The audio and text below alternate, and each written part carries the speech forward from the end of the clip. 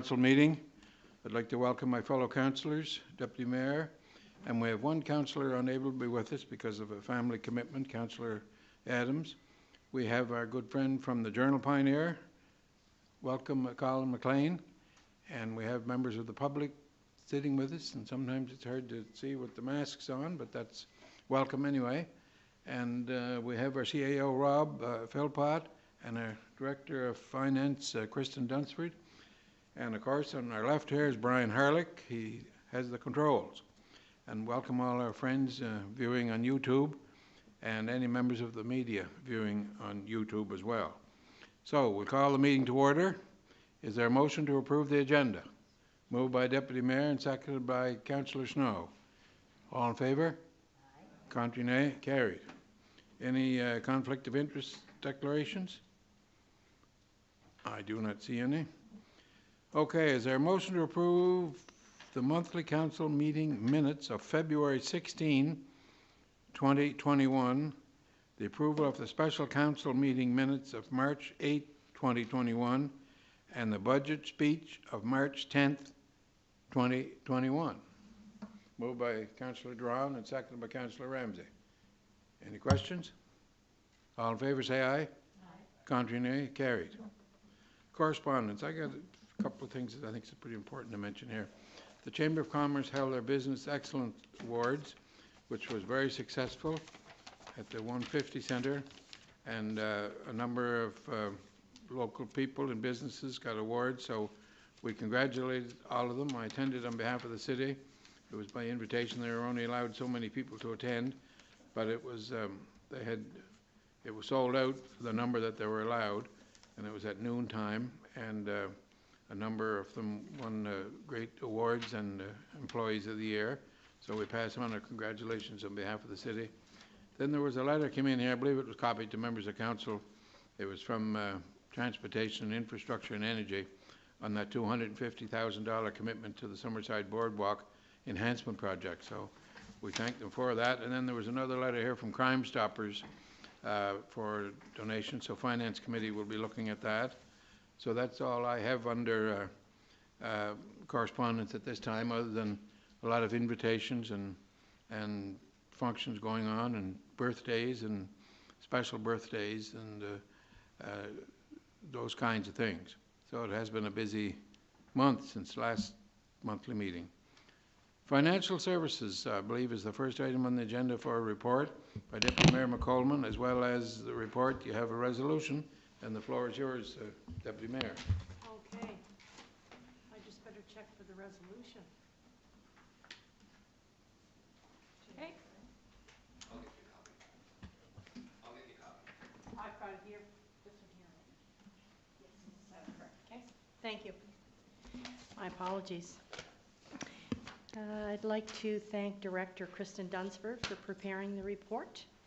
And good evening to my colleagues and City Council and to residents of Summerside, of the City of Summerside. My report this evening consists of a recap of the 2020-21 budget and an update on our preliminary financial results as we close in on the end of our 2020-21 fiscal year. We are still projecting a small surplus for 2020-2021. The city delivered its 2021-22 budget to the public on March the 10th, 2021, and Council will be voting on it Tuesday, March 30th at 6 p.m. here in Council Chambers. Some highlights from this budget are $55 million budget made up of $25 million for the general fund and $30 million for the utilities for the City of Summerside. A capital budget totaling $61.6 million, with $29.6 million being the city's share. Some of the larger capital projects the city will be commencing or working towards will be phase of the solar project, building in the Eco Park, the Summerside Business Commons, Pope Road and Central Street intersection improvement and realignment, outdoor multi-purpose sports facility, which is being referred to as the Dome. Balanced budget with a small surplus of $14,246, which breaks down to $8,130 for the general fund and $6,116 for the utilities. There's no change in property taxes. Electricity rates will match Maritime Electric's rate increase effective April 1st, 2021. A small adjustment in water and sewer rates of 3% or $1.90 per month for residential customers. We have heard from residents that economic development, debt management, and infrastructure renewal continue to be major priorities, and we need to focus on sustainability while building for our future. We believe the initiatives presented in this budget allow us to do both. For the residents and the businesses within the municipality boundary who receive their electric service from Maritime Electric, a rebate for the additional cost due to the January 1st, 2021 electric rate increase will be available for your January, February, and March 2021 utility bills. An application form will be developed and a copy of your utility bills must be submitted. We will advise once the application form is available on our website, and it will more than likely be later in March 2021. Now for an update on the status of our utility accounts receivable. As of March 10th, 2021, the following is being reported. Total overdue balance is $261,600 compared to $183,300 as of February 12th, 2021, or at February 12th, 2021. Approximately 11.9% or $31,300 of the overdue balance is greater than 60 days old. This compares to this compares to 11.8% or $38,000 at February 12, 2021. Thank you for the opportunity to present this report, and either myself or our Chief Financial Officer, Director Kristen Dunsford, are available to take your orders. And just a reminder to council members, included with your package of information, the summary of revenue and expenses are included in that package, as well as a summary of capital expenditures as of December 31st, 2020. And Your Worship, that concludes my report, and I do have a resolution if there's no questions. Thank you, Deputy Mayor, for that. I'm just curious, and maybe there's no answer to it, and I'm just wondering why when we say that our electrical rates will match Maritime Electric versus just set our own rates at whatever percentage it is. Well, I'm just wondering why we have to bring Maritime Electric into it. But anyway, I guess it's not a question, maybe it's just thinking out loud. Any questions then for the Chair of Finance? Not Director, Chair? I do not see any. Your Worship, I think with your last question, I think it's important, maybe this is probably the closest to the answer, as we talked amongst councillors about our electric rates, the one thing that kept coming up were the residents within the city that are currently on Maritime Electric. And from Deputy Mayor McColman's report, it shows that we're going as far as issuing rebates for those residents that have been charged for the last 3 months. So that's how important it is, I guess, to councillors in that area for their residents, which I totally understand, and how important it is for us to try to get those residents on our utility so we can then, I think, start driving the ship ourselves and figuring out what we want to do as a utility. But as of right now, we're issuing money back to residents that aren't on our utility, which is probably not a great use of our taxpayers, but it's the fairest thing to do moving forward right now. Yeah, the reason I mentioned that, though, we keep saying Maritime Electric versus, we didn't mention what their percentage was. Right. Oh, yeah, 3.9% 3.9% or something. 3.9% of Maritime's increase? Any further questions, Deputy, or Councilor McDougall? Just one, the total overdue balance of 261,600 compared to 183,300 in February. Would that just because it's rolling into another month, or Yeah, I would Or is suggest it- that, or- yes. how does that compare with last year? Is it, I'd have to look at that, Bruce, or Okay. Councillor McDougall. Bruce will do. Thank you. Okay, I believe you have a resolution. Thank you, Your Worship. And one thing I did forget to mention, just very briefly, on behalf of Mayor and Council, I definitely want to thank the presence of our media when the budget speech took place, the presentation. Folks were here from the Journal Pioneer. I see Colin tonight, so thank you, Colin, for the great article. CBC did both an online and a Compass presentation, as well as Paul M. Skierman with Spud 102. So thank you very much, because that really helps us get that information out. Okay, the resolution is COS 21027. It was moved by myself, Deputy Mayor Norma McColman, seconded by Councillor Brian McFeely. Whereas the province of Prince Edward Island, through the PEI Infrastructure Secretariat, has advised that the gas tax municipal strategic component program is open for applications until March 19th, 2021. Be it resolved that Council endorses the city's application for funding under the gas tax municipal strategic component program be submitted as follows. East-West Connector, McEwen Road Water Street Storm System, Water Reconstruction, and Wastewater Treatment Plant Centrifuge Overhaul. Moved by Deputy Mayor McColman and seconded by Councillor McFeely. Go ahead, Councillor Snow. I'm just curious, what are the limitations for our gas tax component? So what can is there limitations on what we can't do with it or what we can do with it?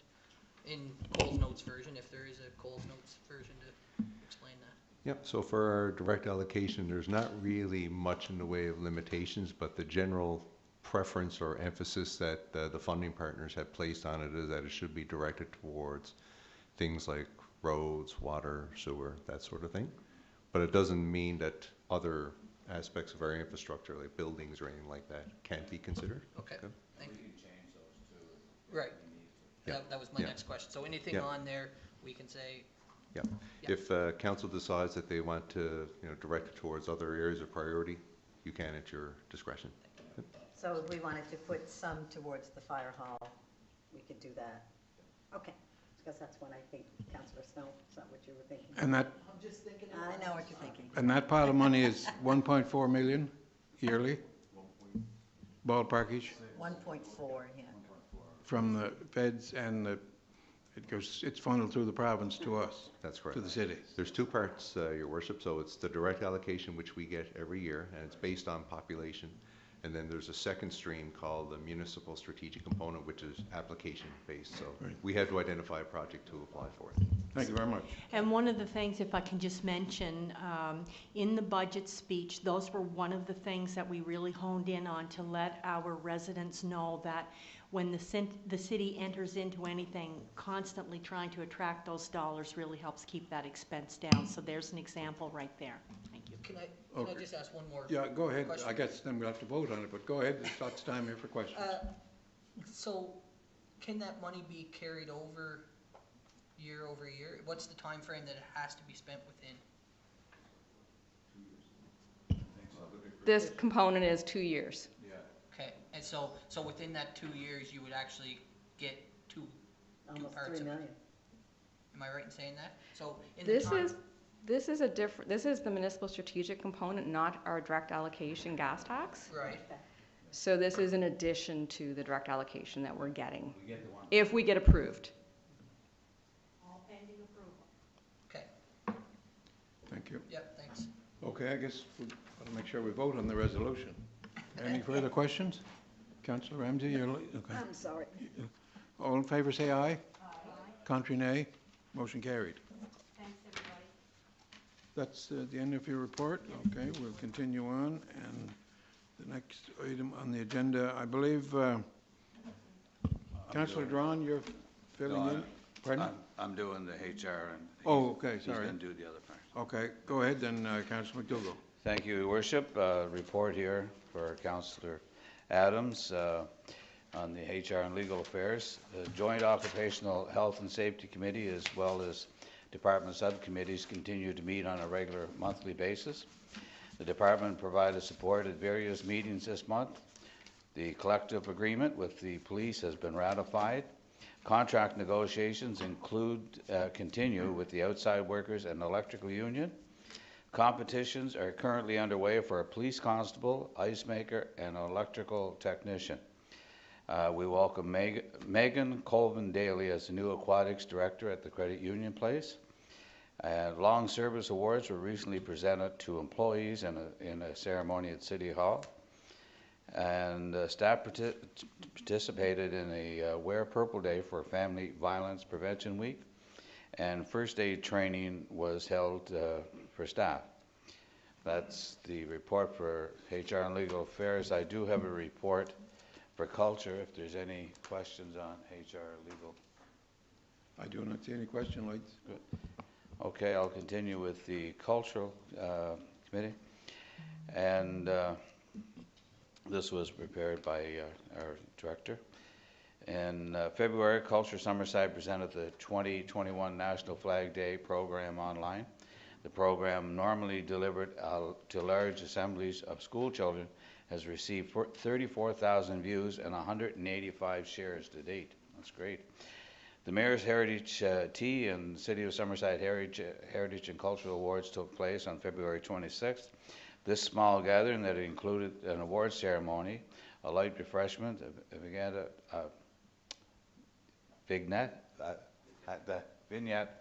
of of live music, and that can be watched on the City of Summerside's YouTube channel. In February, the Prince Edward Island Community Museums Association held a workshop at the Lafergie Cultural Center on the topic of copyright and the legal affairs of museum work. Culture Summerside staff, Sarah Zilke, is completing funding applications for summer student positions. In addition, she is also adjudicating applications from other parts of Canada for the Canadian Council of Archives. Cultural Summerside is working on the 2021 Lobster Carnival event, in addition to completing the research and writing of the history of Summerside Electric Utility. Museum collection work is underway concerning the International Fox Museum and the John the Realm collections. Cultural Summerside responded to the International Women's Day theme, Choose to Challenge. In order to seek out and celebrate women's achievements, we highlighted our To the Power of Five, 1993 PEI Women in Politics, stage performance encouraged by the City Councillor, Deputy Mayor Norman McColeman. And that's the report on culture. The bylaw is going to be. Thank you. Any questions? I do not see any question lights on. No. Deputy Mayor. Not so much a question, but for the Mayor's Heritage Tea, Yeah. I think it was really important they as writing the culture about the utilities, the electric utilities, they did a great job summing up the history Yes. of the utility. Yeah. And I think that really gave people, because it was live stream, a real chance to see just the history and the heritage that we have in the utility. There was a lot. It really, the guy did a great job with that. And yeah, there was a lot of history there that came out. 100th anniversary, right? Yeah. Okay, thank you, Your Worship. Okay, there are no questions. You'll continue on. You have a policy? Anything further to report? Oh, Councillor Drawn, sorry. Going to do that to have it for you. Floor is yours, sir. Okay, thank you very much, Your Worship, and good evening, everyone. I'd like to bring everyone up to date now on the latest efforts of the Bylaw and Policy Review Committee on behalf of our Chair, Councillor Adams. Tonight, we will adopt a proposed change to the Code of Conduct bylaw. This change was first proposed at our February meeting and is one step towards our collective effort to ensure confidentiality and protection of information. We also are proposing changes to the city's collections policy and the adoption of a disclosure policy and confidentiality agreement to be signed by mayor and council and all staff. These items are being presented for approval tonight as well. The committee has also undertaken legislative review on other fronts as part of our effort to ensure our bylaws are consistent with provincial legislation and other requirements. We are updating the building bylaw. The rationale for getting this bylaw in place now is that the provincial legislation came into effect almost a year ago, and we would like to get the bylaw in place for the upcoming construction season. The other proposed bylaw provides for the enforcement of city bylaws and other enactments. The Municipal Government Act states that if the city wants to appoint officers to enforce its bylaws, such as by issuing tickets or fines, then the city needs a bylaw which outlines who can be an enforcement officer, what their powers and duties are, and a process for complaints and discipline. The bylaw provides for the appointment of enforcement officers by the CAO.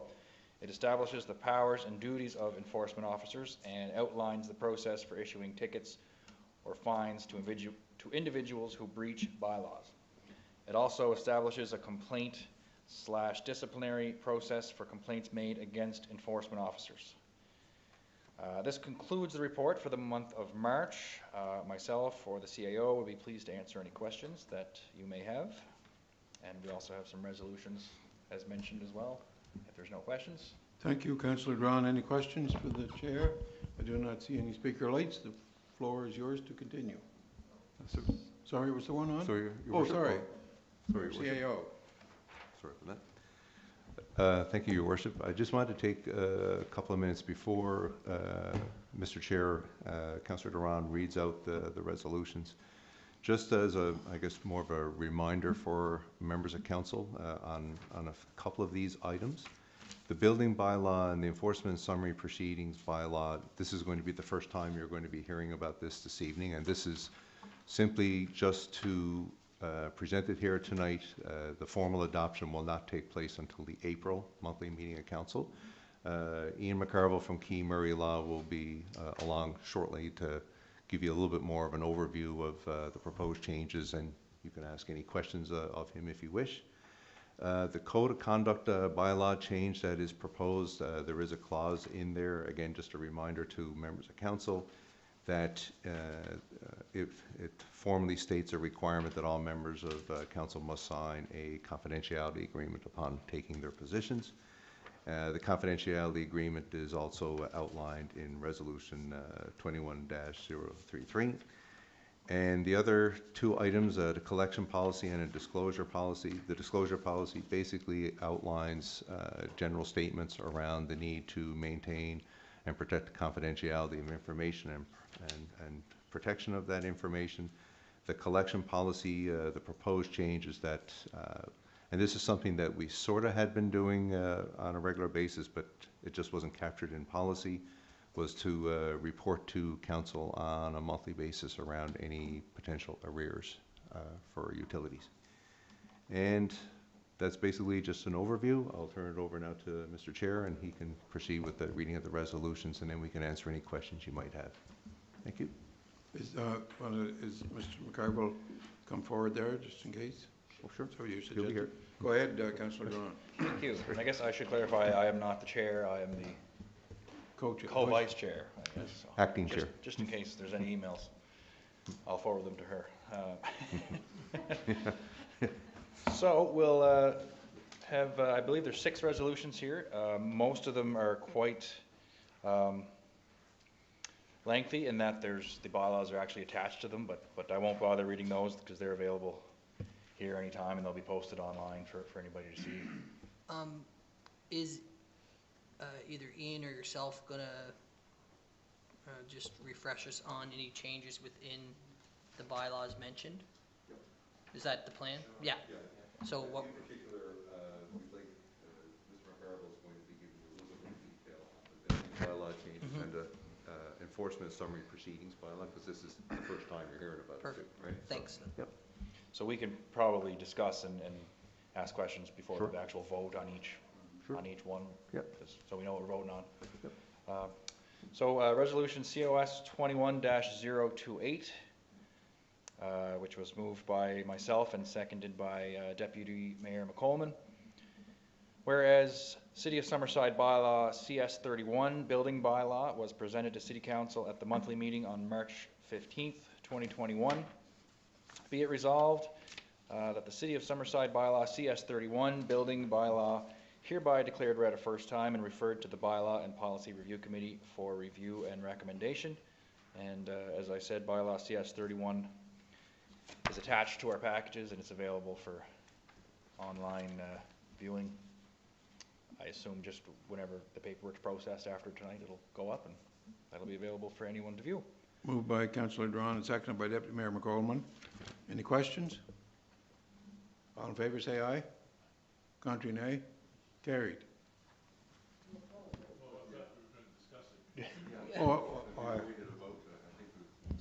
Okay, no, I was wondering if there were no speakers lights on. I didn't know if anybody wanted to discuss it. There's no lights on yet. I can jump in. I can jump in, Your Worship.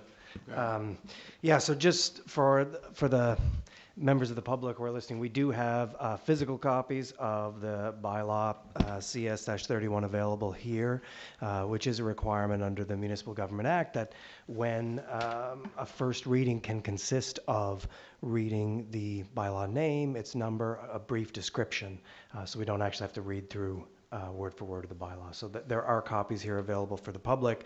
The short description of the bylaw is, so it's building bylaw number CS-31, short description, a bylaw to provide standards for the construction, demolition, occupancy, and use of buildings within the City of Summerside.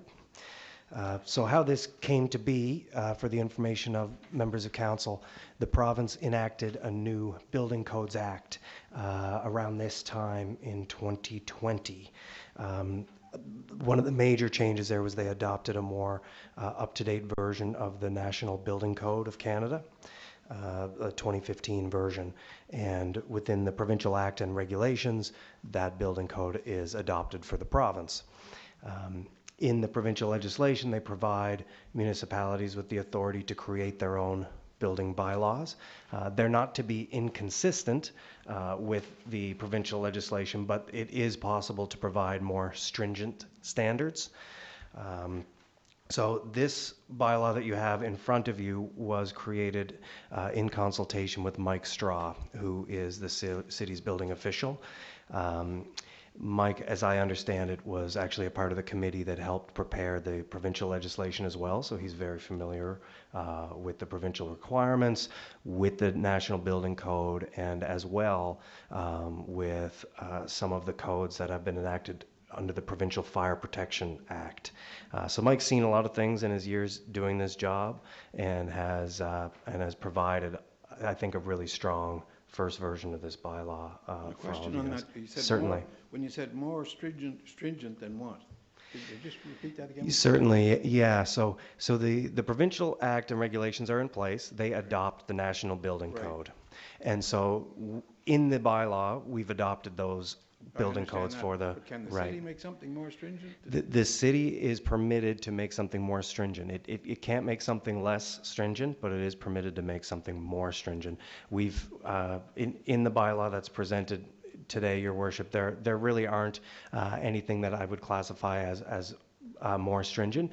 We have identified a number of requirements that have been city policy for quite a number of years that we've included in our bylaw, but they would be consistent with current practice. But we can't make any bylaws that are more stringent than PEI Traffic Act, for example.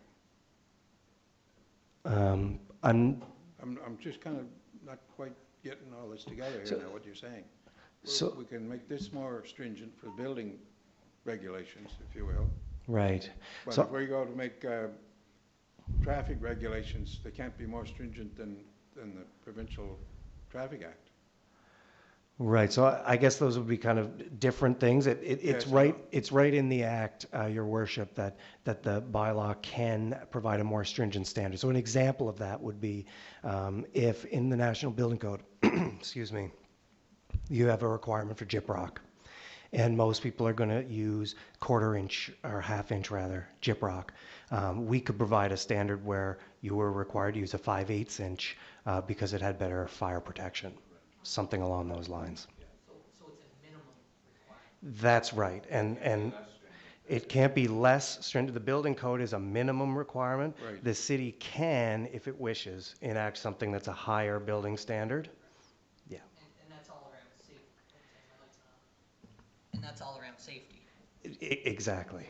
Yeah, primarily. Just to yeah. follow up on that question, say if the city of Summerside then wanted to make something more stringent, and say Kensington or our neighbors were not, that makes their area more attractive possibly for development.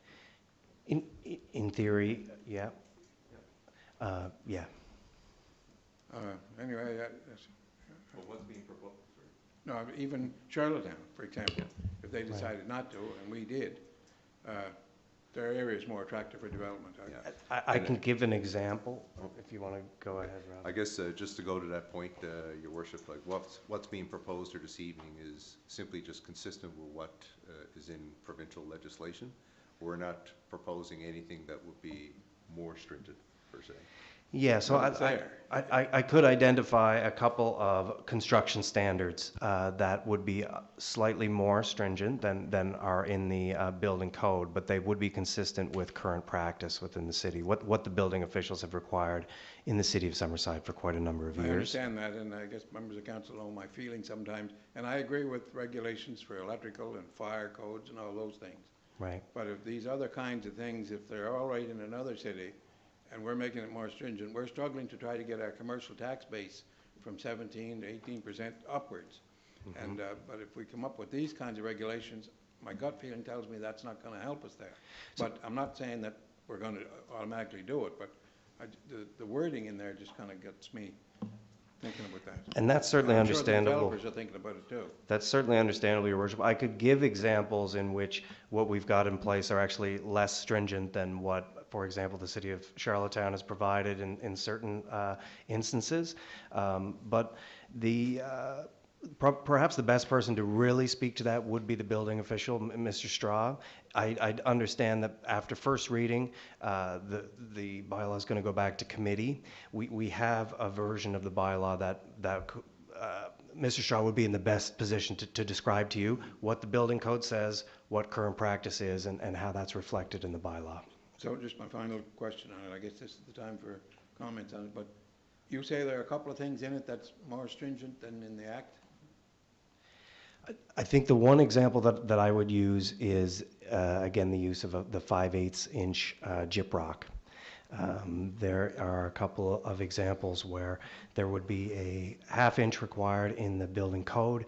The 5/8 inch provides a much stronger fire protection, and it is something that our building official has recommended to developers over the years, many of whom have done so voluntarily, because when fires have happened, people have come in after the fact and seen the tremendous protection that it's actually afforded to the owners. And in terms of cost, the cost of that 5/8 inch gyprock on a per sheet basis is maybe an additional 20 to 25%. It is an expense, but your expense for seam filling, your expense for labor, all of those things would be the same. That was my other note I had made here. The cost, would say, let's talk a 75-unit building that's going up in North McEwen Road or the one on Water Street or wherever they are. That could be to the point that it just makes it not feasible. If it's another 20 or 30 or 40,000, I don't know. And anyway, I'm not going to no, comment anymore on it. your point is certainly well taken, Your Worship, and it was something that around the table when we were going through this that everyone was alive to. I think what Mr. Straw had identified were the ones that he's seen over the years as being the most important. But I think he'd be in the best position to speak to those things. Is this just the first reading? That's Right, right, yeah. yes. I think we need more discussion. Got to go back to committee and then, right, yeah, there'll be further discussion. Any red lights on, or speaker lights? Councillor Snow. Just to stay in order, I guess I'll put it on, but I think that's important. I think it'd be important to speak a little more on it and then get Mr. Stroud to come in, and so as we go through it, to sort of get his take on why it's important to do, because I totally understand 100% what you're saying, your worship, That's a and very it valid means, point. it means a lot in bigger units where there's that many more pieces of gyprock or whatever it is, right? So obviously we want to be attractive, but I totally want to understand the reasoning behind it. I think it's important. Family home wouldn't be much difference, but if you're building an apartment building, bang. Yeah. So I think we need. And I think, Councillor? that's the purpose to send it back to committee, is to allow for that discussion and debate to happen. So by the time it comes back to council, those ideas would have been vetted with the committee. Thank you. Back to you, Mr. And just in Chairman. saying that, looking forward to the next, few resolutions. Yeah. There's one for enforcement and bylaw, like it would be helpful to have, say, for example, chief of police in for that one, or, the director of HR in for the code of conduct one, so I Could think I we're gonna ask- get the explanations that we're looking for. It's Just one more point. If we could have a copy of these with the changes highlighted in them, so that everybody knows what we're talking about, like the one with the 5/8 gyprock, have that highlighted. Anything that's a change or more stringent than we need to, I think they should be identified. I believe we have a version of that prepared, actually, so that should be Okay, perfect, 'cause pretty easy, yeah. that's the one I'd like to have. Yeah, Thanks. okay. Okay, you ready for the vote on this one then? That's one question, and I know it's going to committee, just a quick question. So we have a lot of old buildings. And I've heard it said in the past that some of the, call them restrictions, are so stringent that it's impossible almost, it's just not feasible to renovate some of these old buildings based on the Canada Building Code particularly. And there's the provision in the bylaw that kind of recognizes how you would deal with those older buildings and heritage buildings. I don't necessarily need an answer, but it's something I'd be interested in seeing the committee explore. Notwithstanding clause. Yeah, I don't think there is currently, Councillor McFeely, something in there that provides for that Wiggle room. wiggle room. There is, I believe there is a provision in there related to kind of discretionary by the building official, but that could potentially be strengthened. I think I would know what you're referring to, Councillor McFeely. I remember a number of years ago when they tried to get I think it might have been a coffee shop in the Journal building. And I mean, you go to St. John or many older cities, you got to go up 2 or 3 steps to get into a place, but there was a long hold up there because it wasn't accessible. So with so many older properties, we've got to try and find a little bit of wiggle room to make those kinds of things work. Yeah, there's significant challenges with some of those older properties, but the bylaw, it's so general, it applies to all properties. If the committee could give some consideration to that, and maybe at the end of the day, they say it's not possible to give special consideration, that's fine too. Councillor, or Deputy Mayor?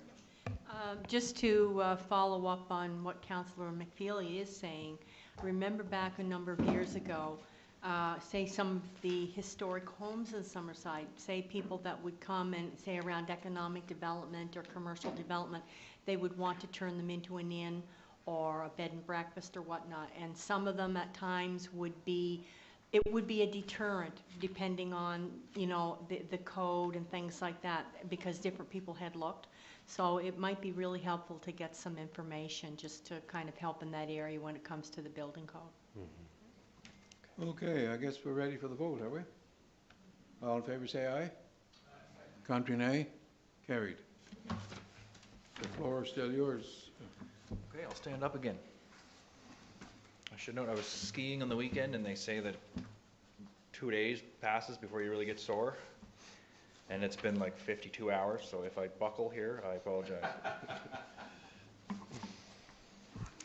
Second resolution for this evening is Resolution COS 21-029, moved by myself and seconded by Deputy Mayor McColman. Whereas the City of Summerside Bylaw CS 13 Enforcement and Summary Proceedings Bylaw was presented to City Council at the monthly meeting on March 15th, 2021. Be it resolved that the City of Summerside Bylaw CS 13 enforcement and summary proceeding bylaw hereby declared read a first time and referred to the Bylaw and Policy Review Committee for review and recommendation. And bylaw CS 13 is attached. So it was moved by Councillor Drawn and seconded by Deputy Mayor McColman. The floor is open for questions. Any, Councillor Snow? No, not a question, just a comment. No surprise that this is something I've sort of harped on since being elected, is the need of an enforcement officer and sort of take some of that stuff off the plate of our police officers. So I'm just happy that we're at this point and giving it a real good look and hoping we can get it to a point where it's a real good bylaw and usable for our city. And Ian, did you want to summarize the Yeah, additions to that? certainly. So once again, just for the record, we do have printed copies here for anyone in the public who would like one. The name of this bylaw is our Enforcement and Summary Proceedings Bylaw, bylaw number CS-13. The short description is a bylaw to provide for the enforcement of city bylaws and other enactments. And as I think Councillor Drawn mentioned at the outset, the Municipal Government Act does provide for the ability to appoint enforcement officers. If you want to do that, you need to have this bylaw. What the bylaw needs to have in there is kind of to specify what those powers and responsibilities of the enforcement officer are, as well as things related to their qualifications and training. And it also has to have a process for complaints and discipline. So the bylaw that has been presented to you today does hit all of those markers. And if anyone had any questions on the specifics, then I could go into those as well in terms of where we were coming from. It also sets out kind of the process for how a bylaw enforcement officer issues a ticket, which is just consistent with the Summary Proceedings Act and kind of, in essence, how police officers would have done that historically. Councillor Ramsey. I just have something regarding this, being chair of police. We did have a bylaw officer in place, and he became ill and decided that he would resign from that position. So that's going to be filled again for folks who are wondering. So it's nice to have this resolution on the floor this evening. Thank you. Thank you. Could I just, sorry, Councillor McPhail, you're next. So, my understanding from reading this is that it would cover all enforcement officers, the bylaw enforcement officer, if we have such a thing, the building inspector, any justice of the peace, anything like that within the city. Yes, Councillor McPheely. So the way we've defined enforcement officer in this bylaw, it includes city police, it would include the building official, and anyone who is specifically appointed as a quote-unquote bylaw enforcement officer. So the fines that are listed here, are those just arbitrary, or where do those? The ones that are listed in the schedule were taken out of the individual bylaws that they refer to. Oftentimes the bylaw itself will set out kind of a minimum and maximum punishment. The ones from the building code specifically are right out of the summary proceedings legislation. Yeah. I just found it interesting. You can shoot a gun that doesn't cost you as much as some of the other more minor offenses. I just found it interesting when I was looking through this afternoon. So. And those are certainly open. Like the good thing about having them in the schedule, Councillor McPheely, is that they can be changed any time by a resolution of council. Thank you. Okay, just in regard, this includes, I believe Councillor McPheely just mentioned, but the unsightly properties and all those kinds of things, and dogs at large or whatever. It includes everything like that. And parking? That's correct. Will this bylaw officer, do they have a constable status, number one? And I'm wondering, is there anything in this that's contrary to the police union contract? Well, I don't think so, but I just want...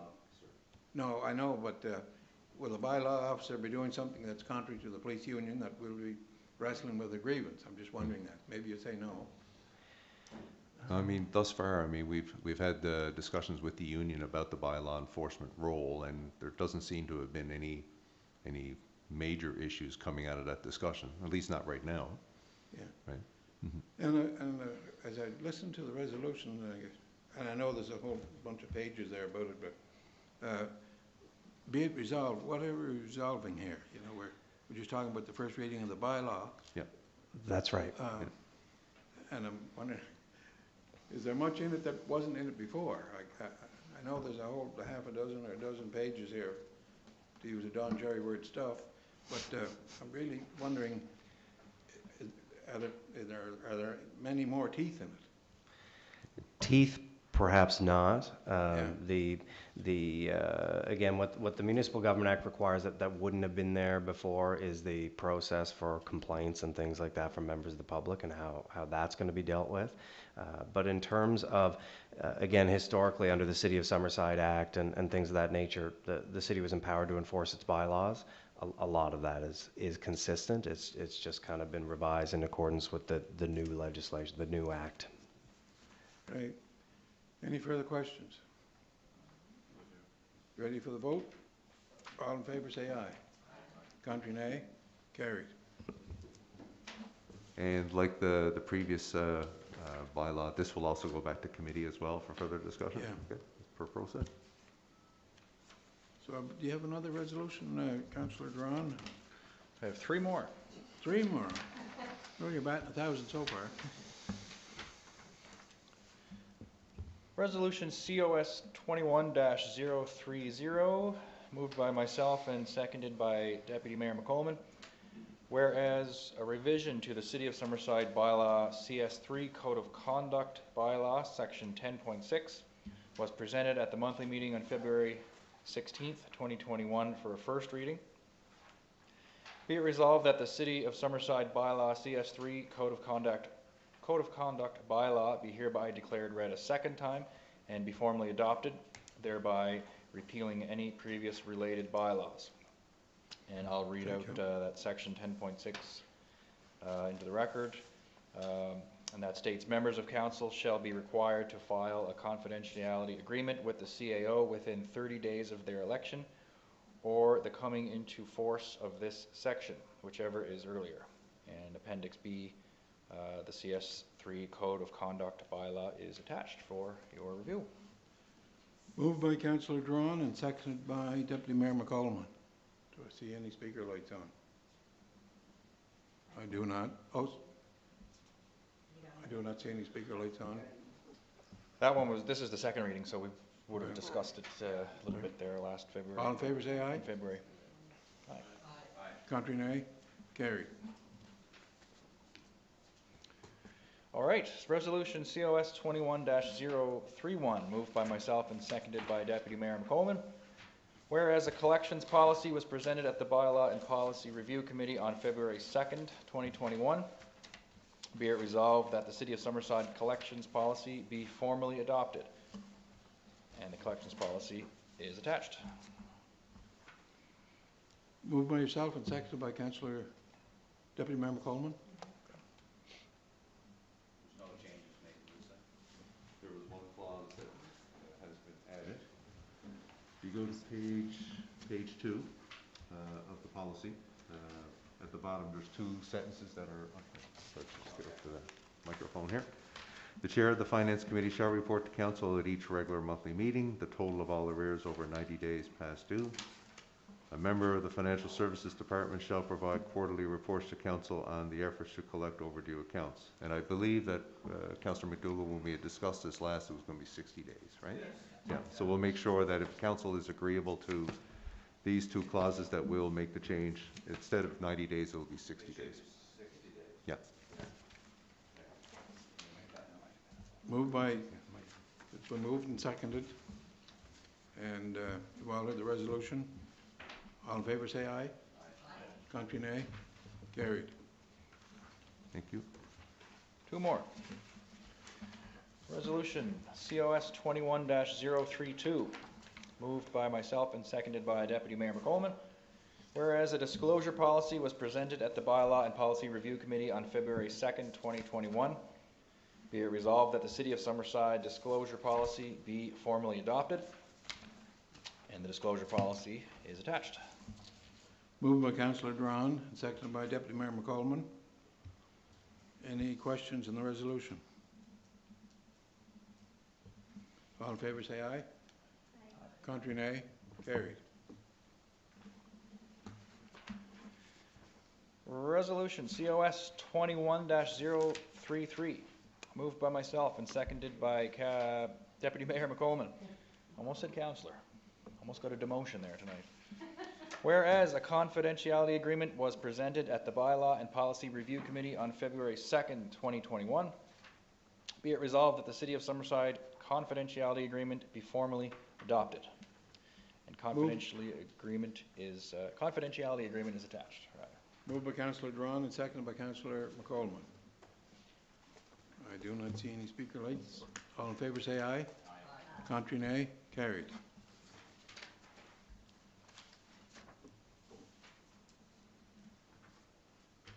I'm just still up here for tech services. No sense sitting down for 5 Floor is seconds. still yours, sir. If there are no. Are we okay to move Yeah, out? go ahead. The floor is yours. All right, I'll get into my monthly report for tech services. Actually, I should first, I guess, thank, who would be the director for Bylaw and Policy Review? There is none. So thanks everyone for listening to that. Yeah. CIO, thanks CIO. CAO and Rob, yes. For preparing that.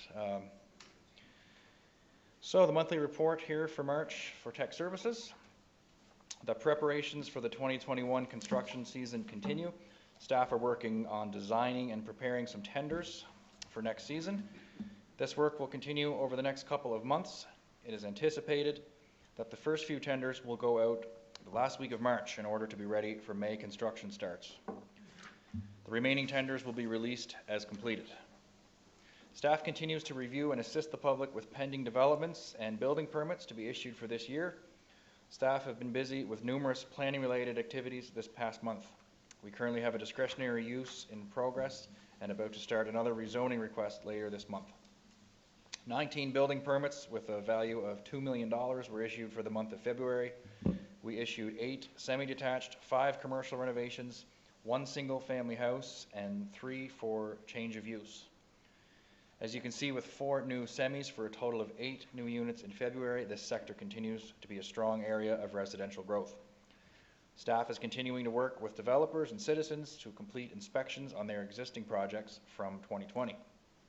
Developers are stopping in and speaking to staff for assistance with their proposed projects for 2021, and citizens are encouraged to ask for assistance with their projects that they may have planned for 2021. And thank you to Aaron McDonald, the Director of Tech Services, for preparing that report this evening. If there are any questions, I'd be happy to answer what I can. And if there are not, I will get into the resolutions for this evening. And as you may recall, we had rescinded some of the resolutions that were that had to do with the Pope and Central intersection, just to do some due diligence. So we've done that, and now we're introducing those resolutions back again this evening.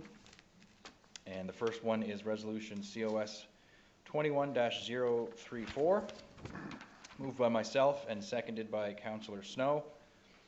Whereas, owing to increased residential and commercial density at or near the intersection of Central Street and Pope Road, Technical Services staff have advised Council that it is necessary and desirable that the City of Summerside should improve the vehicular and pedestrian infrastructure at the said intersection for the purpose of improving traffic flow and enhancing public safety. And whereas the lands currently held by the City of Summerside are insufficient to permit the necessary vehicular and pedestrian infrastructure at the said intersection. And whereas the City of Summerside has reached agreement with some, but not all, adjoining landowners respecting the purchase and sale of the lands required to build the said vehicular and pedestrian infrastructure. And whereas Section 188 of the Municipal Government Act, RSPEI 1988, authorizes Council to expropriate any land that it considers expedient for a public work or other public purpose. And whereas subsection 189 Part 1 of the Municipal Government Act, RSPEI 1988, requires that prior to expropriating any interest in land, council shall pass a resolution giving notice of its intention to expropriate land. Be it resolved that pursuant to subsection 189, Part 1 of the Municipal Government Act, RSPEI 1988, council for the City of Summerside give notice of its intention to expropriate lands within the City of Summerside as follows. And Part A, which is a general description of the lands. The lands to be expropriated are described as follows. Part of PID 453878, all that parcel of land situate, lying, and being at lot or township number 17 in Prince County, province of Prince Edward Island, as shown and delineated as parcel 453878-A on the drawing being attached hereto as Schedule A, containing 1,918 square meters of land, a little more or less, and being the southeastern portion of the said lands, also known as PID 453878, as shown on the said drawing. B, nature of the interest intended to be expropriated. Council intends to expropriate the fee simple interest in the lands described herein, includes all the interest in the land and to which this resolution relates. C, public purpose for which the interest is required. Council requires the lands described herein to facilitate the building of a roundabout and related sidewalk infrastructure at the intersection of Central Street and Pope Road, which infrastructure is necessary and desirable in the interest of public safety and improved traffic flow. D, survey authorization. Pursuant to Section 190 of the Municipal Government Act, RSPEI 1988, Council hereby authorizes the Chief Administrative Officer or his designate to engage a land surveyor licensed under the Land Surveyors Act, RSPEI 1988, and the land surveyor and any person working under that person's authority shall be permitted to enter upon the lands described herein for the purpose of surveying the land and preparing a legal description of it. E, resolution to expropriate. Council shall vote on a resolution at its next regularly scheduled public meeting on April 19th, 2021, on the issue of whether to expropriate the lands described herein. And F, statement on expropriation.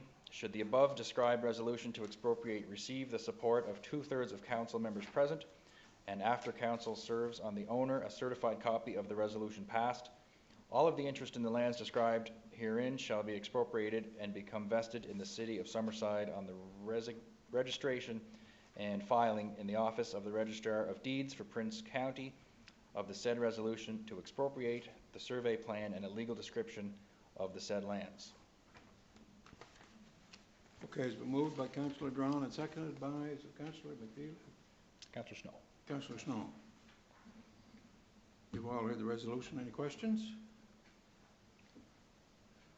I do not see any. All in favor say aye. Contrary nay. Carried. Resolution COS 21-035, moved by Councillor Snow and seconded by myself. Whereas, owing to increased residential and commercial density at or near the intersection of Central Street and Pope Road, technical services staff have advised council that it is necessary and desirable that the City of Summerside should improve the vehicular and pedestrian infrastructure at the said intersection for the purpose of improving traffic flow and enhancing public safety.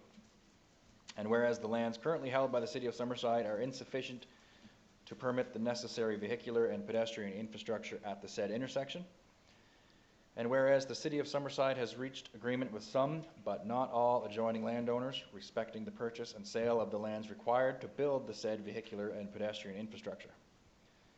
And whereas Section 188 of the Municipal Government Act, RSPEI 1988, authorizes council to expropriate any land that it considers expedient for a public work or other public purpose. And whereas subsection 189, Part 1 of the Municipal Government Act, RSPEI 1988, requires that prior to expropriating any interest in land, council shall pass a resolution giving notice of its intention to expropriate land. Be it resolved that pursuant to subsection 189, Part 1 of the Municipal Government Act, RSPEI 1988, council for the City of Summerside give notice of its intention to expropriate lands within the City of Summerside as follows. A, general description of the lands. The lands to be expropriated are described as follows. part of PID 846808. Also, all that parcel of land situate, lying and being at lot or township number 17 in Prince County, province of Prince Edward Island, as shown and delineated as parcel 846808-A on the drawing attached hereto as Schedule A, containing 181 square meters of a land, a little more or less, and being the northern portion of the said lands, also known as PID 846808, as shown and delineated on the said drawing. B, nature of the interest intended to be expropriated. Council intends to expropriate the fee simple interest in the lands described herein, which includes all the interest in the land to which this resolution relates. C, public purpose for which the interest is required. Council requires the lands described herein to facilitate the building of a roundabout and related sidewalk infrastructure at the intersection of Central Street and Pope Road, which infrastructure is necessary and desirable in the interest of public safety and improved traffic flow. D, survey authorization. Pursuant to Section 190 of the Municipal Government Act, RSPEI 1988, Council hereby authorizes the Chief Administrative Officer or his designate to engage a land surveyor licensed under the Land Surveyors Act, RSPEI 1988, and the land surveyor and any person working under that person's authority shall be permitted to enter upon the lands described herein for the purpose of surveying the land and preparing a legal description of it. E, resolution to expropriate. Council shall vote on a resolution at its next regularly scheduled public meeting on April 19th, 2021, on the issue of whether to expropriate the lands described herein. F, statement on expropriation. Should the above described resolution to expropriate receive the support of 2/3 of council members present, and after council serves on the owner a certified copy of the resolution passed, all the interest in the lands described herein shall be expropriated and become vested in the city of Summerside on the registration and filing in the office of the Registrar of Deeds for Prince County of the said resolution to expropriate the survey plan and a legal description of the said lands. Okay, moved by you said moved by Councillor Snow. It's moved by Councillor Snow. And seconded by Councillor yourself. Myself. We Councillor just Brown. traded off. It was Okay. Just for a change of Any pace. questions in the resolution? I do not see any. All in favor, say aye. All in favor, say aye. Aye. Contrary, nay. Carried. Finally, resolution COS 21-036, moved by myself and seconded by Councillor Snow. Whereas owing to increased residential and commercial density at or near the intersection of Central Street and Pope Road, technical services staff have advised council that it is necessary and desirable that the city of Summerside should improve the vehicular and pedestrian infrastructure at the said intersection for the purpose of improving traffic flow and enhancing public safety. And whereas the lands currently held by the city of Summerside are insufficient to permit the necessary vehicular and pedestrian infrastructure at the said intersection. And whereas the city of Summerside has reached agreement with some but not all adjoining landowners respecting the purchase and sale of the lands required to build the said vehicular and pedestrian infrastructure. And whereas Section 188 of the Municipal Government Act, RSPEI 1988, authorizes council to expropriate any land that it considers expedient for a public work or other public purpose. And whereas subsection 189 part 1 of the Municipal Government Act, RSPEI 1988, requires that prior to expropriating any interest in land, council shall pass a resolution giving notice of its intention to expropriate land. Be it resolved, pursuant to subsection 189 part 1 of the Municipal Government Act, RSPEI 1988, council for the city of Summerside give notice of its intention to expropriate lands within the city of Summerside as follows. A, general description of the lands. The lands to be expropriated are described as follows. Part of PID 674911, all that parcel of land situate, lying and being at lot or township number 17 in Prince County, province of Prince Edward Island, as shown and delineated as parcel 674911-A and parcel 674911-B on the drawing being attached hereto as Schedule A, containing 9 square meters of land, a little more or less, and being the northeastern and northwestern corners of the said lands, also known as PID 674911, as shown on the said drawing. B, nature of the interest intended to be expropriated. Council intends to expropriate the fee simple interest in the lands described herein, which includes all the interest in the land to which this resolution relates. C, public purpose for which the interest is required. Council requires the lands described herein to facilitate the building of a roundabout and related sidewalk infrastructure at the intersection of Central Street and Pope Road, which infrastructure is necessary and desirable in the interest of public safety and improved traffic flow. D, survey authorization. Pursuant to Section 190 of the Municipal Government Act, RSPEI 1988, Council hereby authorizes the Chief Administrative Officer or his designate to engage a land surveyor licensed under the Land Surveyors Act, RSPEI 1988, and the land surveyor and any person working under that person's authority shall be permitted to enter upon the lands described herein for the purpose of surveying the land and preparing a legal description of it. E, resolution to expropriate. Council shall vote on a resolution at its next regularly scheduled public meeting on April 19th, 2021 on the issue of whether to expropriate the lands described herein. And F, statement on expropriation.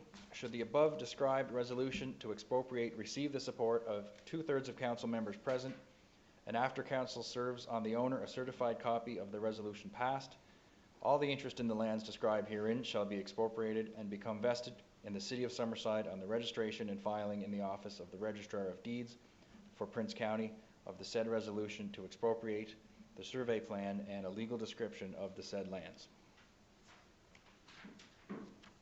Moved by Councillor Duran and seconded by Councillor Snow. I do not see any questions, but I just had one there on resolution on E, or section E. It says council will vote whether on whether to expropriate the lands.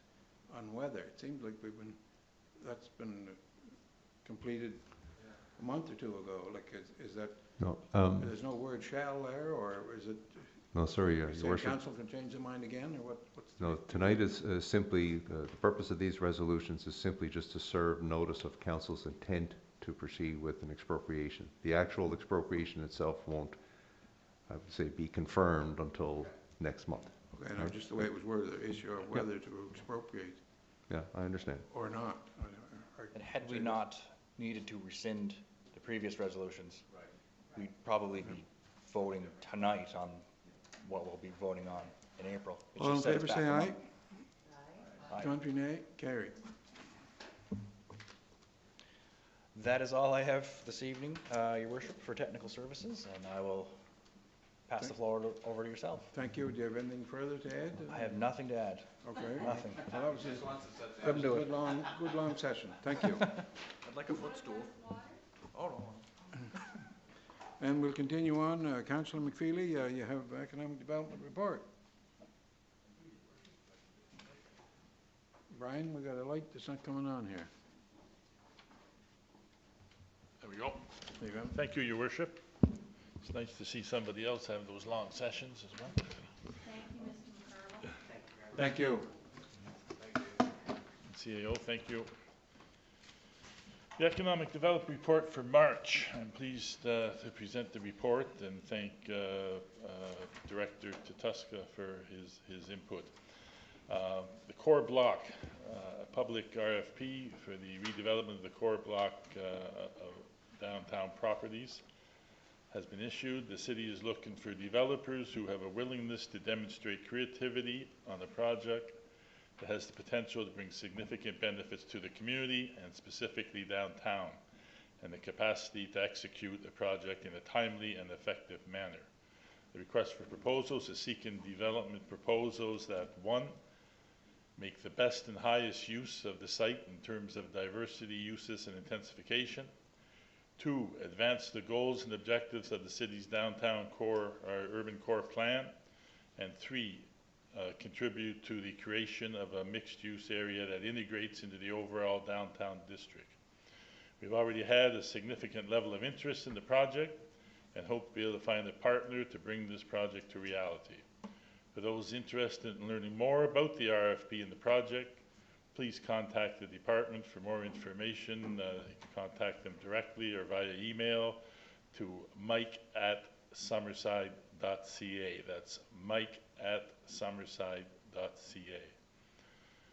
The Summerside Exchange, Your Worship, I'd like to report on that. The department has officially launched its Summerside Exchange program, which is PEI's premier startup accelerator. This initiative is designed to attract economic development to Summerside, and that helps international startups find the best resources North America has to offer in terms of both establishing and scaling their companies. Summerside Exchange provides real-life testing and experimentation opportunities for startups to ensure that they are 100% prepared and successful in their future fund securing efforts. In short, Summerside Exchange is a one-stop growth shop for innovative startups that are looking to add value to the city of Summerside and to North America at large. With our offerings, we have established a very strong local and international board of directors that will help chart our future direction of this very exciting initiative. Our new web property introducing the concept board will be launched later this month, where folks can learn more about the project and meet our board of directors. That includes Jason Aspin of Aspin Kempen Associates, Jeff Cormier of Key Murray Law, David Mass, a retired venture capitalist.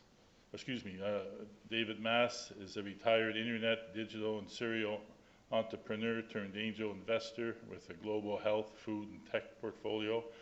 Ron Sayers, a venture capitalist, is an operating partner of RGV, which is a venture capital company.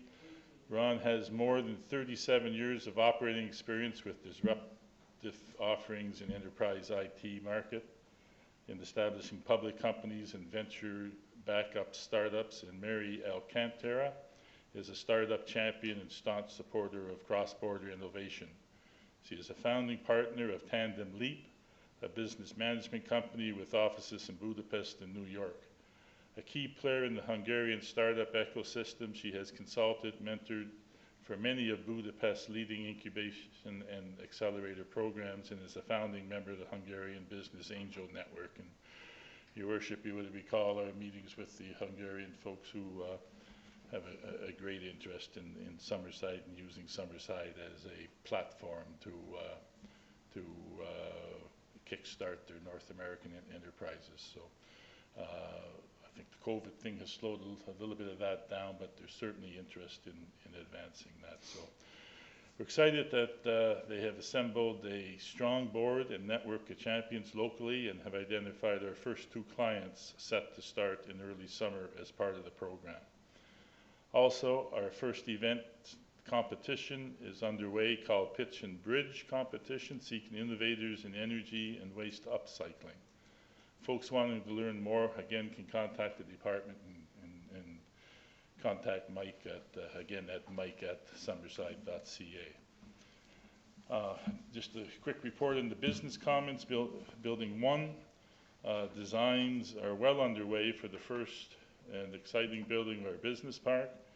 Currently have 12,000 of the 15,000 feet under contract, and are very excited to finally be bringing this building to market. And as well, Your Worship, I want to report briefly on a meeting I attended to represent the city at last week at Prince County Hospital regarding the challenges that they're having attracting and retaining nurses particularly, but doctors as well. This one was specific to nurses, and the meeting included a number of frontline people dealing with their challenges, and it really is becoming critical at Prince County Hospital in terms of the number of nurses. We've seen the provincial budget last week that has a whole nursing recruiting piece to it on the provincial level, but I think there was agreement at that meeting that within that provincial program to recruit nurses, we really need to have a collaborative approach in Summerside to raise awareness, and that collaborative approach would certainly include the city being involved in that, trying to attract nurses and encouraged them that Summerside is a good place to live and work and raise your family and that type of thing. So that was the first meeting last week. There will be another meeting. In fact, I just got the meeting invite today for another one in April as a sort of a startup to this initiative to position Summerside within the provincial strategy as a wonderful place for nurses to come and work and live and play. So I wanted to make council certainly aware that initiative was happening, and we will be involved in that. And finally, Your Worship, just a quick report on council will recall the task force that was put in place around the heritage, reviewing the heritage bylaws and documents, and the group has been working. We've had a few meetings since start our first meeting in January. Have a meeting tomorrow, as a matter of fact. Have zeroed in on 4 or 5 sort of key areas to review. The definitions within the bylaws, one, the whole area of recognition, heritage plaque program, process for designating the heritage home or property. Protection topics will include heritage demolitions, emergency reviews, and other reviewable developments. Promotion topics will include heritage incentives, zoning exceptions, and financial incentives, as well as public relations. We've also invited provincial and other municipal staff from other municipalities to come and have a discussion with us in April and May, so we get some best practices from other communities. So that piece of work is moving along.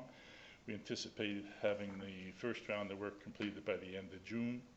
The next round of work is in the late spring into summer. Will include informal public engagement and stakeholder workshops and other various pop-up events outside the normal task force group meetings. So just wanted to let council aware that we are moving forward, and I certainly want to thank the members of that group, Natalie Hashi, Carl Delaney, Kate Cormier, and Peter Holman, and the staff support, Thane Jenkins and Linda Stevenson for their time and effort to date, and it's been very, very good meetings. And as we assured the group, this just wasn't an exercise in crossing the T's and dotting the I's, that everything and anything's on the table, and we'll certainly peel back all those pieces and the bylaws and try to bring something new and current forward to council for consideration. So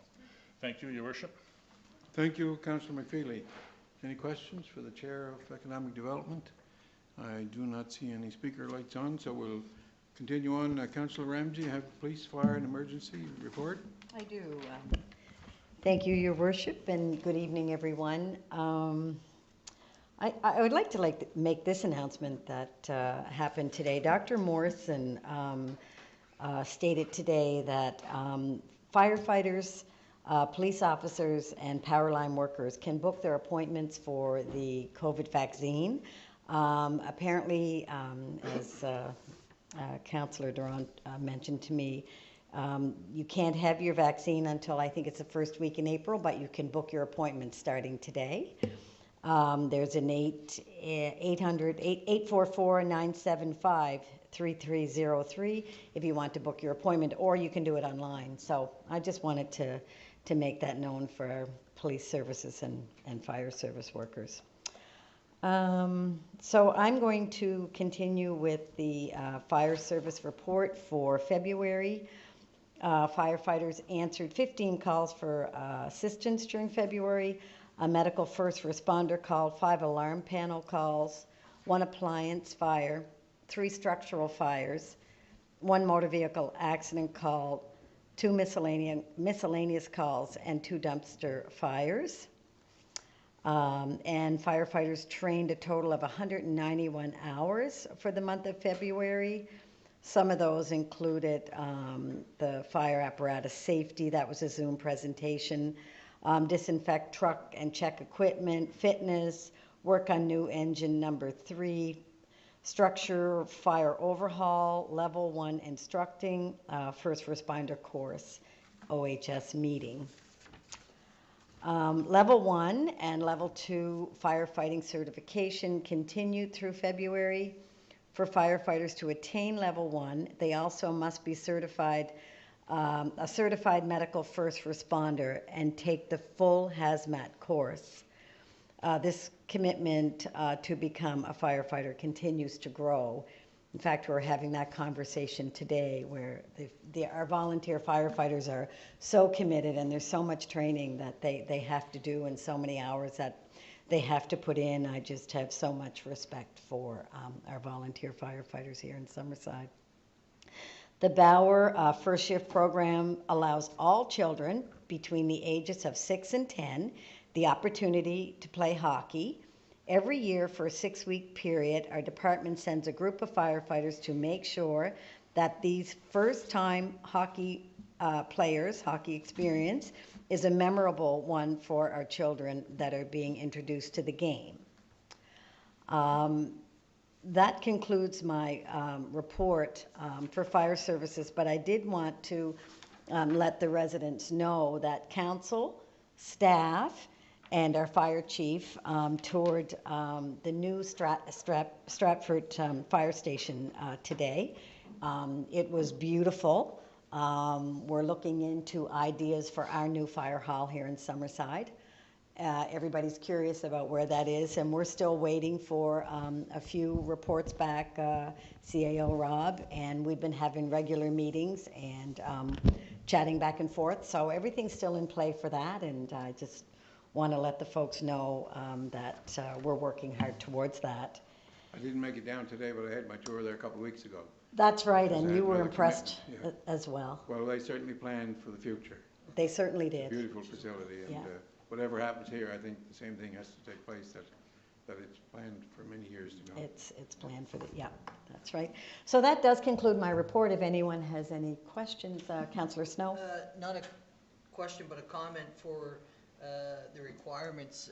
When we were down in Stratford today, a firefighter that was there on the tour with us, who was a firefighter for a very long time, had mentioned that if he had to go through it again and do today's requirements, he wasn't sure that he would be able to fulfill that.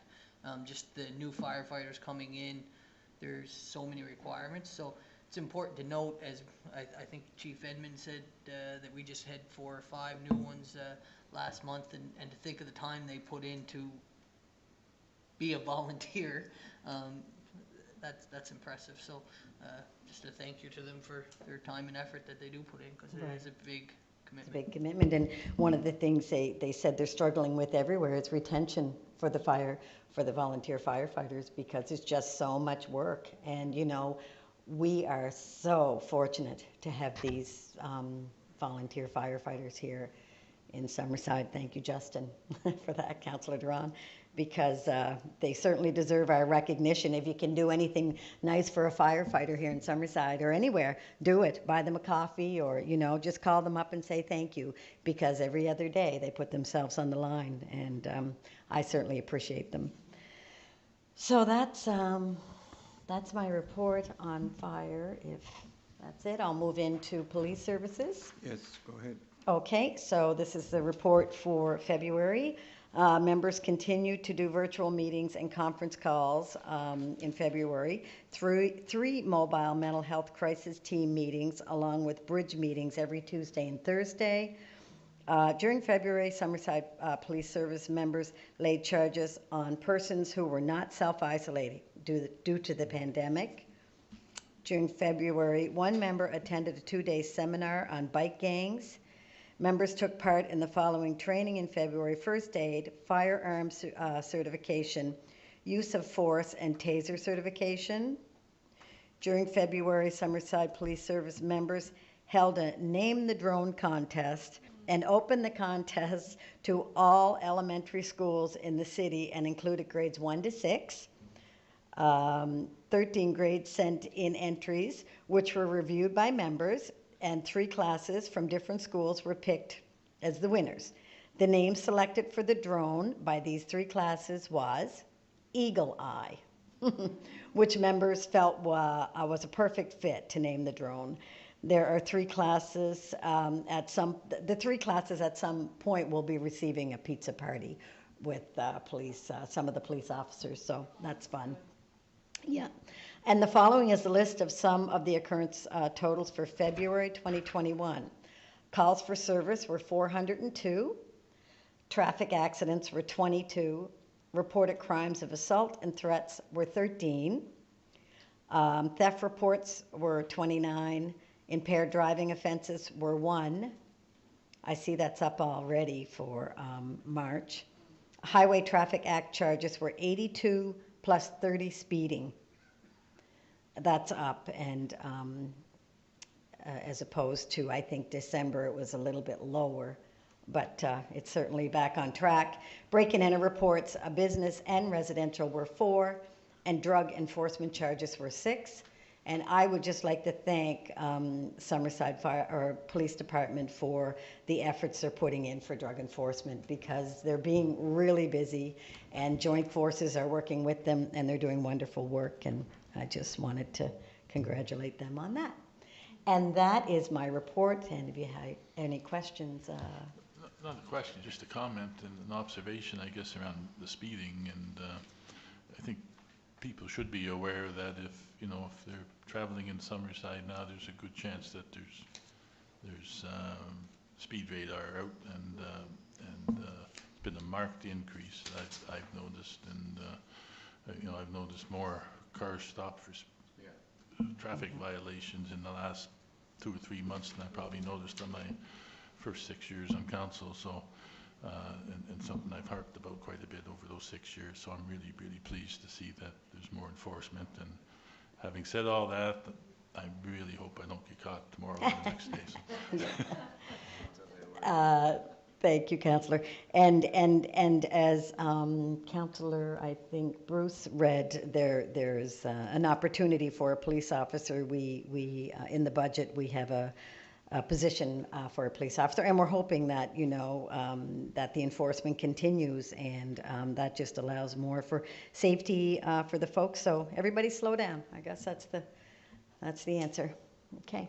Thank and you, with that, I'll Councillor sit down. Thank you. I do not see any lights on for questions, so we'll continue on. Councillor Snow, things are busy in community services. Things are busy, not as busy as we'd like given the pandemic, but they're still busy and Getting busier. Getting busier, and we're going to get real busy is the hope. So I'd like to just start by thanking JP DeRoger, who compiled the report. February was another active winter-filled month with plenty of programming, including fat biking, youth shinny hockey, and snowshoeing, to name a few. Staff had worked tirelessly to improve and maintain the outdoor facilities throughout the city, and the department has seen an extremely high volume of usage, more so than previous years. Equipment rentals, snowshoes, skates, and sleds have been very popular and often sold out on the weekends. That's a positive to the pandemic. I think everybody's getting outside and active, which is great, and I hope when things get back to normal that people realize how much fun they had outside and continue to do so. The sport and entertainment tourism sets division was busy preparing and planning for the first annual Crazy 8 snowball volleyball tournament that took place from February 20th to 21st on the volleyball courts outside Credit Union Place. The tournament had 28 teams taking part, 14 of which were from outside of Summerside. 69 games were played over the weekend with over 120 participants. Sets will be looking to build off the success of this event for 2022. There's talk of making regional, getting teams from across coming to play, which is great. This next one is a real good news story. Platinum VIP packages went on sale for the Atlanticade and sold out in just over 2 days. This goes to show that the Atlanticade brand is strong and the motorcycle enthusiasts are keen on attending, despite the situation surrounding COVID-19. Staff continue to plan for both a more traditional version and a COVID-19 version of the Atlanticade. VIP packages will be going on sale in the coming weeks. The Rotary Park Rundown Fat Bike Race took place on February 14th with over 40 participants taking part. Several participants were amazed at how good the trail conditions were, and Cycling PEI was thrilled with the event. This was the 3rd year for the event, and it continues to grow much like the sport of fat biking. Islander Day was big at Credit Union Place, from bouncy castles to public skates to a youth pool party featuring a DJ set up on the top of the hot tub. It was a fun-filled day with plenty of family-oriented activities to do around the facility. Skybox construction continues throughout the month of February and is nearing completion. Staff look forward to having these operational in the near future. Despite the ongoing pandemic, the Veterans Convention Center saw 30 bookings for the month and continues to receive plenty of inquiries despite that ongoing pandemic. Lastly, the Summerside Western Capitals returned home for their 3-game stint, going 2-1 in front of a very small amount of fans due to the COVID-19 restrictions in place. Also important to note that I think they're back this Thursday night, where we're allowed to have the season ticket holders, and I think there's a limited number of tickets for the public. Went on sale today. I wouldn't be surprised if they're sold out by now, but it's nice to get things back to somewhat normal and having fans and people out to enjoy the Western Capitals hockey. That is my report, and if there's no questions, I just have a comment, Councillor. Oh, just a quick question. Yep. I noticed that Eastlink Arena is going to host the Junior B tournament, I guess it's Junior B, Kensington and Sherwood. The Eastlink Arena in Charlottetown, you mean? Yeah, I was listening to, I guess, Paul M. on Sunday there. I tried to listen, and there's talk of the Kensington Vipers and Sherwood playing out of Eastlink Arena. I don't think we were approached to host, but I think in theory they're looking to maximize the number of fans they can get in to watch their games. I think hockey teams in general probably had a hard year to make it go, if any teams that have expenses. So Pat McKeever, who's also GM of our Junior A team here in Summerside, runs the Junior B team in Kensington, and he was on Paul M. on Sunday discussing that. So I don't know if it's finalized yet, but I think that's an option that they're looking for, because I think they have a higher capacity that they're allowed at the Eastlink Arena right now. When you say Eastlink Arena, there's one in Kensington and one in Charlottetown? Yeah, it's the Charlottetown one, I believe. Yeah, they're talking a number of options out, so they're gonna look at what they have for options. Because it'll go another series probably. Yeah, that's going to be a good series. So I don't know if we're in on the conversations for our Eastlink Arena, because there's lots of Eastlink Arenas, and I even think the one in Kensington's called Eastlink Community Gardens. So Eastlink's a great community partner. Lastly, I just want to send condolences to family and friends of Blake Waite. So Blake Waite was a young businessman and employed at RBC here in Summerside, and seeing the comments coming through after his death showed the type of person he was. I knew Blake through high school, and then also got to play some rec hockey with him, and just anytime you seen him, if you didn't see him in a long time, he'd still have a smile on his face and always willing to talk to you, and it just goes to speak to the kind of person he was, and so condolences to his family and friends. Thank you, Councillor Snow, and I'll just, the same, but we send our condolences to the Waite family, but I've known Blake. I knew his father well. I knew his grandfather when I came to Summerside first. He sold me my first car. Anyway, he's gone too young, but a fine gentleman, and we pass on condolences to the family. Any questions for your light's still on, Councillor Campbell? Do you have anything further? Oh. Okay.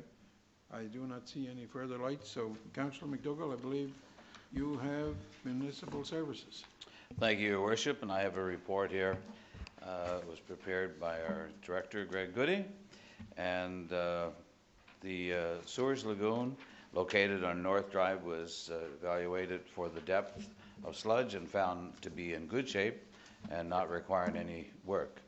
The sewage treatment plant performed the following maintenance this month. They repaired pump for the biosolids lift station. Fertilizer was shipped out of the warehouse for use in agricultural applications, and a BNR air valve actuator was replaced. New crosswalk flags were installed at the intersection of Pope and Greenwood. Along with this work, the flag quantity at the other locations were reviewed and replaced as needed. The chlorine system at the new well field on Bayview Drive is being turned to work better as operations are experiencing higher than normal alarms from the system. The Mackenzie Drive lift station has alarmed several times this month due to malfunction. Public Works is repairing potholes with cold patch this month on drier days. And the catch basins have been cleaned and prepared for the thaws that will occur as spring comes upon the city. Following snow removal efforts were completed from February 8th to March 9th. Plowing of roads was 6 times, parking lot plowing 6 times, downtown cleanup 5 times, sidewalk below the sidewalk core 5 times, street salting 17 times, sidewalk salting 18 times, sidewalk plowing 8 times, and fire hydrant cleaning 3 times. Just a few operational stats. 24 water samples were taken with clear of bacteria, and the annual sample for testing of pesticides was performed this month on the Wilmot well field with negative results. 12 chlorination samples were taken and all within parameters. 2 water services were repaired for the month, and 9 sewer calls this month. Sewer effluent to the harbor was 235,000 cubic meters and has been treated, and approximately 17,000 gallons of septic received to the plant from outlying areas. And just note that we serve Prince County. And 448 tons of biofertilizer were created this month at the sewage plant. So that's my report. If there's any questions? Any questions for the chair? If not, I just want to send out a big thank you to our staff at Municipal Works. You know, we didn't have a hard winter, but you know what? It's nice to wake up in the morning and when it's storming and look out the window and see the plow has already been by and sidewalk plows going. They're going early in the morning. They're doing a great job, and sometimes we just take that stuff for granted, just as well as the people at the sewage treatment plant. They do a great job down there, but sometimes they're out there and we forget all about them. So I just want to say a big thank you for their efforts. Bruce, I just wanted to just mention the flag system that we have Yeah. going here in Summerside, because, Yeah. you know, I know when we put it in up at Elm Street, the police went up, you know, to show the kids how it works, right? But you never think about adults not knowing how it works. But really, like, you know, just when you're going to cross the street, you take a flag with you. There's a place to put them on the poles. You just take it across with you, so the cars you're more visible. Put them in the casing on the other side, and It's a good system. you know, it's a great system, and I wanted to thank that department for, you know, putting the effort into and buying the flags and making sure that they're there for safety. Thanks, Yep, Bruce. Thank you. Thank you. Just before I sit, I'm sorry. No.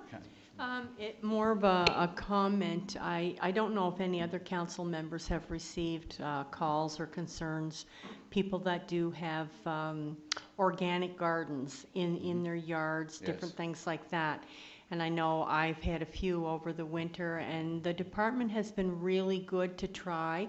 But one very valuable, important point that came out of it is that sometimes the crew members change, like from different shift to different shift. Yeah.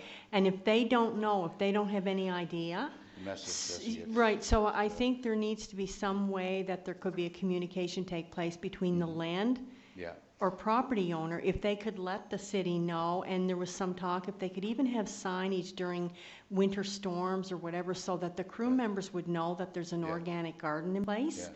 So I just want to pass it on to you If as the it- counselor. If anyone that has a situation like that wants to call the city or call our Municipal Works Department, we'd be glad to look And at that. I think they Yeah, have. Great. But I don't know how many are Yeah. out there. And I guess I just want to say that I know that the crews really try hard, but Yeah. one of the points that came from Director Goody is that they may not know if somebody has that garden, and if they had something visible, so Yeah. the person on the plow or whatever, blower, Just, would yeah. know that.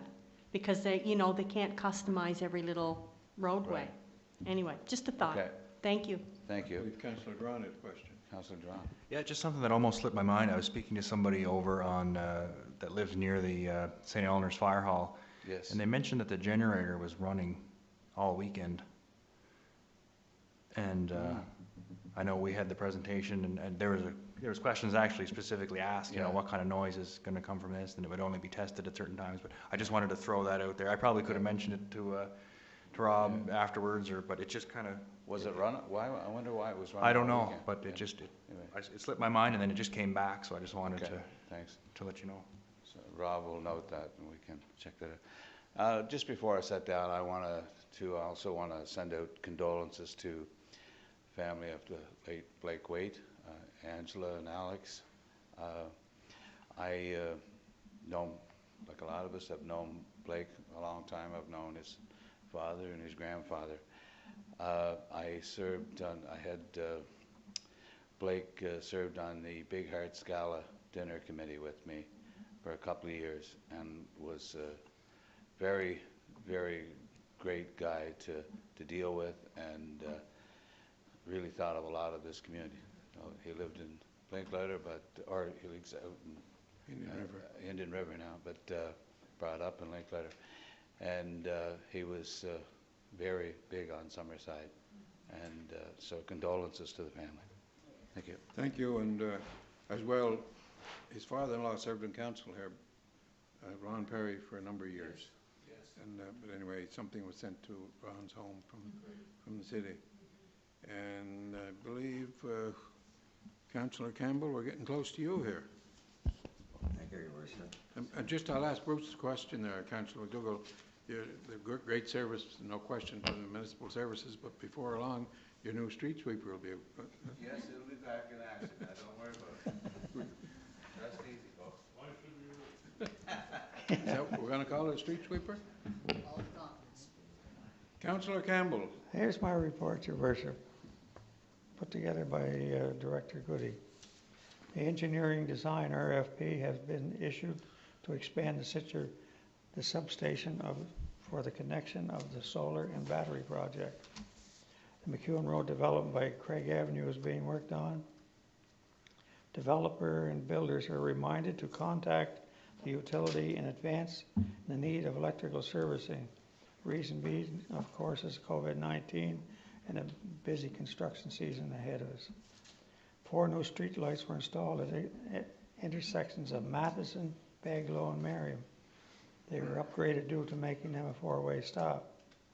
Staff have received the underground locating procedures from excavation companies and have modified the process. All excavation companies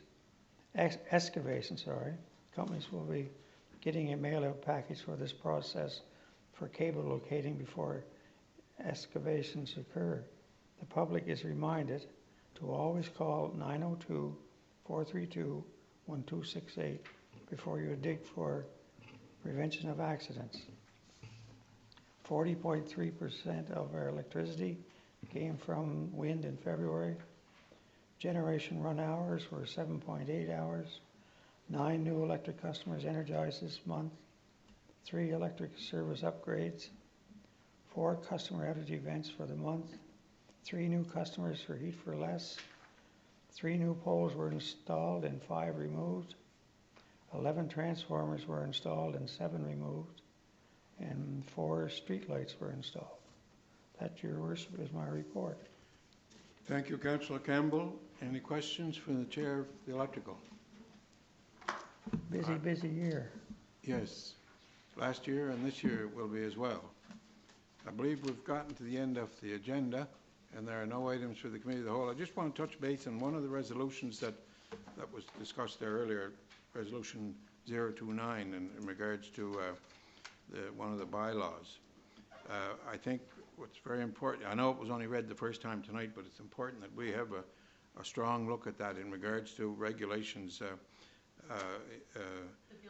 The building code. Anything, I mean, I can't believe that there's recommendations for something more stringent than what's required.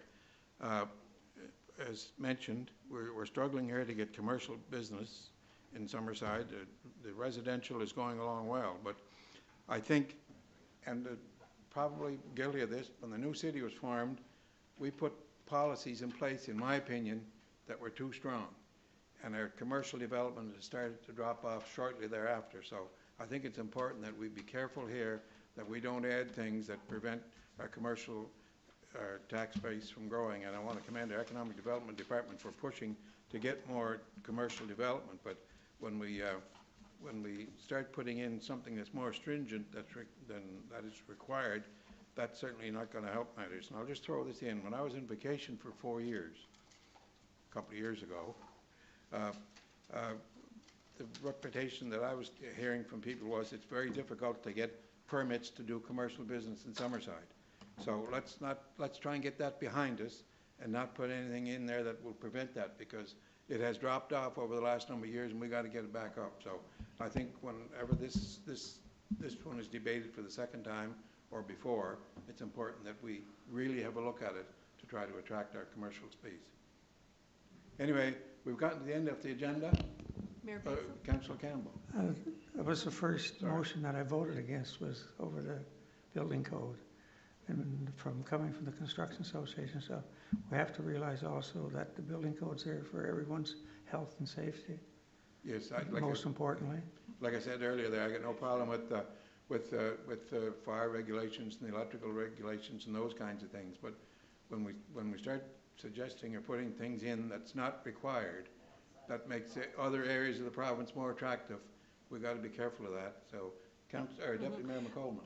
Well, I just, following up on your points, Mayor Basil, I think Mr. McCarville, he mentioned at the next reading, I believe, that Mr. Straw would be able to kind of answer any of our questions or concerns or whatnot. So that might really help us to be able to ask those questions and talk about it. Yes, and like I said, I can remember a number of ones that were held up because of, and I think it was Councillor McPheely mentioned about all the older buildings we have here.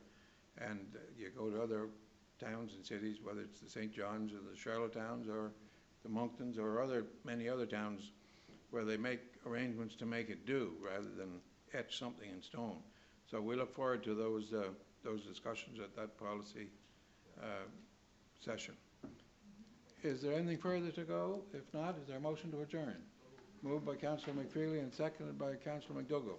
Meeting adjourned. Thank you very much, and we'll connect here from YouTube.